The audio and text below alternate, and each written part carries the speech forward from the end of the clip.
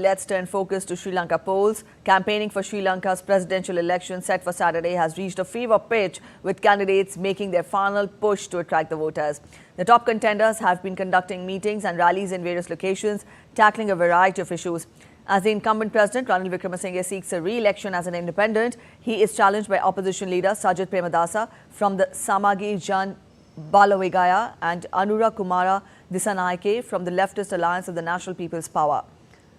Meanwhile, in a trivia, 38 candidates have filed nomination for the upcoming elections. However, no woman candidate has filed nomination for the top post of the island nation.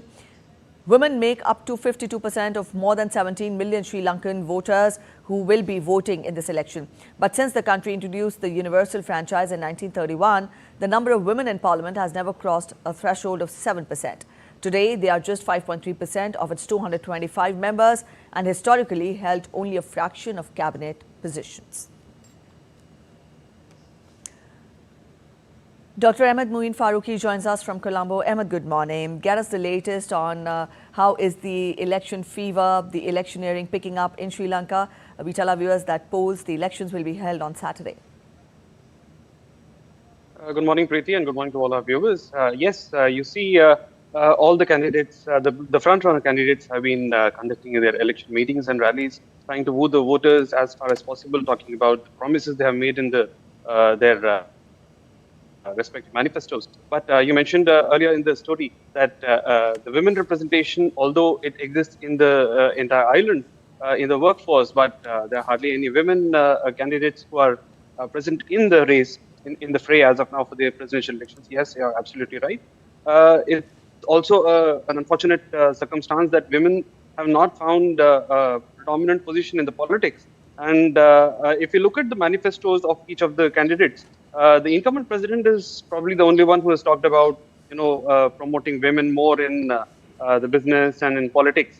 But if we also look at the other candidates, they have also mentioned something for the women. Mr. Anura Kumara Dissanayake of the NPP has talked about giving more space to women in management and how they could promote women in private sector, how more of women can be given space in the working space. Mr. Premadasa has talked about, amending maternity laws and giving more freedom to women.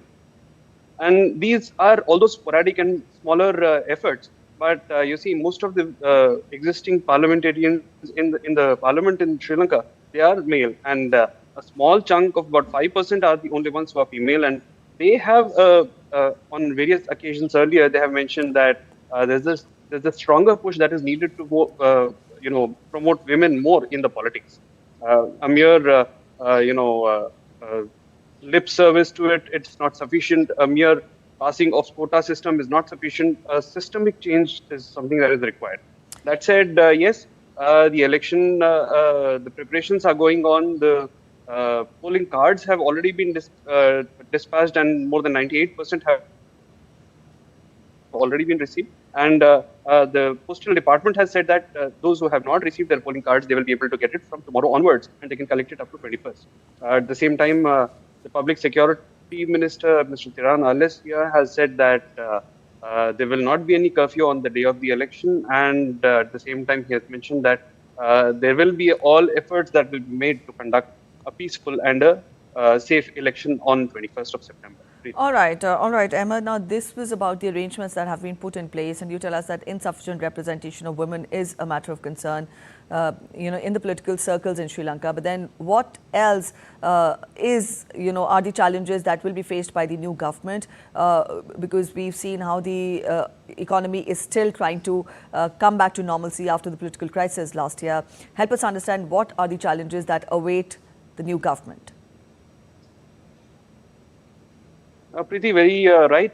You see, the external debt was about $36 billion at the end of 2021, and that is something that is a pressing issue for the new government also, because although the debt restructuring has been almost completed, the debt servicing has to start.